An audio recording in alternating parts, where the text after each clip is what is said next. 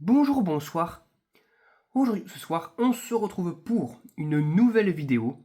Alors, dans cette vidéo, je vais vous présenter et tester des nouvelles lampes que je suis venu acheter dans une friperie, la fameuse friperie où j'y allais souvent il y a quelques années. Bah là, je suis revenu après un an d'absence et j'ai fait pas mal de petits achats, hein. Et dont ces trois petites lampes Philips que j'avais pas encore en collection, des petites lampes halogènes avec une forme bien spéciale. Halogène A Pro de 40 watts. Voilà, des années 90 au vu de l'emballage. À 90, tout début 2000, mais je dirais plutôt 90. Fin 90. Voilà. En E14 de 40 watts, 230 volts, CG35CL. Alors, à mon avis, c'est la référence du design de la lampe, hein. Voilà. Tout simplement. Parce que regardez la lampe, on dirait une lampe en forme de diamant. Voilà. Donc je vais vous déballer ça à 2000 heures. C'est la durée de vie normale d'une lampe halogène, hein, 2 ans. Si allumée 2-3 heures par jour, évidemment. Voilà. Voilà, c'est sympathique. Énergie D. Pour une halogène, ça passe. Aujourd'hui, ça serait énergie, je sais pas combien G, ou j'en sais rien là. Bref. Alors les emballages, je les ai récupérés comme ça. Je les ai achetés comme ça. Les emballages étaient pourris. D'ailleurs, j'ai dû passer du temps à chercher les lampes manquantes dans le bac, parce que c'était dans des bacs à lampes. Voilà. Et les emballages sont tellement pourris qu'il y avait l'emballage d'un côté et la lampe ailleurs dans le bac.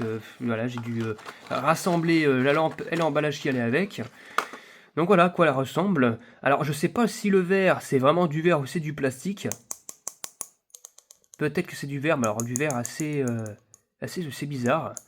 Mais en tout cas, c'est mignon, hein, regardez ce que ça fait. C'est c'est pas commun comme lampe halogène au niveau design. À mon avis, c'était réservé pour les mettre sur des lustres avec de la dentelle ou des faux diamants souvent dessus qui pendaient sur les lustres là. Je sais pas si vous voyez ces fameux lustres là qu'on mettait avant, qu'on met toujours aujourd'hui là. Ces fameux lustres avec des faux diamants dessus, bah ça allait avec ça apparemment. Et je pense qu'ils ont conçu pour ça. Donc c'est une capsule avec trois parties de filament dedans en fait, hein. Sur la photo, il y a ces deux capsules, enfin ces deux parties, deux filaments, et là il y en a trois. Donc voilà, mais il me semble que c'est bien du 40 watts, hein. Oui, 40 watts. Puis là il y a le truc C7 à 8, bref voilà. Bon bah on va tester ça, je vais vous en tester 2 sur 3, ça suffira largement. Sur la douille E14, hop là. Donc voilà, c'est assez chelou comme design. Allez, c'est parti. 1, 2, 3. Oh, oh, c'est magnifique. Regardez ce que ça fait sur les côtés là. C'est joli, hein. Ça fait des espèces de stries à l'allumage, enfin à l'éclairage. Sur les côtés là des faces de ce faux diamant là. Je sais pas ce que c'est, pourquoi ils ont fait ça, mais pour les lustres, je pense, hein, vraiment, hein. Moi, pour une 40 watts, ça éclaire assez bien, hein. Ouais, assez joli.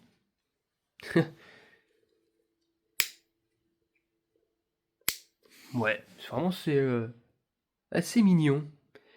J'en avais pas avant, maintenant j'en ai trois comme ça là. On va tester une deuxième avec moins de lumière extérieure. Mais c'est vraiment mignon.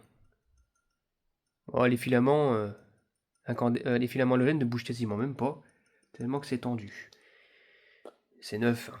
Voilà. Bon, on va tester la deuxième lampe, et puis je vous dis à tout de suite. Allez, c'est parti pour l'autre lampe. On est dans le sombre hein, maintenant. C'est parti, 1, 2, 3. Ah bah oui, mais je suis débile. J'ai pas vissé. Ah bah ça aurait été un fail hein, dans ce cas-là. C'est parti. Voilà. Oula, par contre, la capsule est pas très droite dans la lampe, là, cette fois-ci, j'ai l'impression. Je sais pas si on pourra le voir, ouais, elle est pas super droite, hein, elle part un peu comme ça. Mais sinon, ça va. Ça, c'est souvent les défauts des lampes halogènes, ça. Souvent, les capsules sont un petit peu de travers, souvent un choc ou alors une mauvaise conception à l'intérieur. Mais en tout cas, elle fonctionne nickel, toute neuve aussi, pareil. Là, on voit un petit peu les filaments s'éteindre et baisser en température, logiquement, mais ouais, C'est joli, hein, puis ça éclaire, ouais, ça éclaire vraiment. Il faut qu'il y en ait plusieurs sur les lustres, hein, tout ça. Elle toute seule, je pense que ça suffira pas. Ah là là, mais c'est magnifique. Regardez là, qu'est-ce que ça fait comme une sorte d'étoile comme ça là. Je sais pas comment expliquer, c'est mignon. Ah, les stries partout comme ça là. Il manquerait plus que ça bouge comme ça là.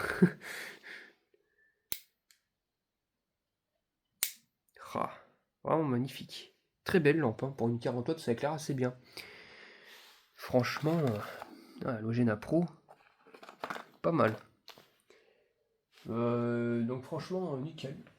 Franchement, nickel, nickel. Voilà, voilà. Ah oui, aussi, je voulais vous montrer vite fait, parce que je la testerai pas celle-ci, parce que j'ai pris avec, hein, qui était avec ces lampes-là. Ça là, une Mazda halogène en forme de sucette de 75 watts avec, regardez, là c'est une seule et même capsule et les filaments en fait se suivent de l'un à l'autre. Il n'y a pas de coupure. Voilà. Pareil, hein, je les ai achetés même, au même moment, au même endroit. Ça ira dans ma collection de cartes de lampes. Hein. Vraiment, les lampes sous blister comme ça, j'aime bien. On dirait des cartes à collectionner. Donc voilà. Mais voilà, donc c'est cool. C'était tout pour cette vidéo en tout cas. Une belle petite lampe halogène de chez Philips en forme de diamant. J'espère que cette vidéo vous aura plu et à très bientôt pour une prochaine vidéo. Au revoir.